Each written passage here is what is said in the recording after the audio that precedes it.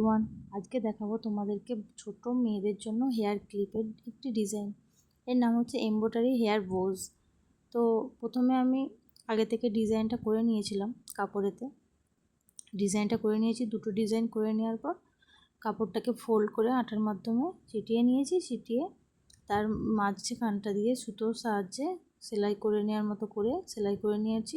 সেলাই করে এরকম করে পেঁচিয়ে নিয়ে ওটাকে মধ্যেখানে বেঁধে দিয়েছি। যাই হোক, ওই সুতোটা এবার কভার করতে হবে যাতে না দেখা যায়, সেই জন্য আমি সাদা কাপড় আগে থেকে ফোল্ড করে রেখেছিলাম।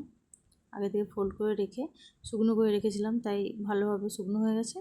তো ফোল্ড করা কাপড়টা আঠার মাধ্যমে ওই মাঝখানটাতে পেঁচিয়ে তার মধ্যেখানে ওই ক্লিপটা দিয়ে দিতে হবে।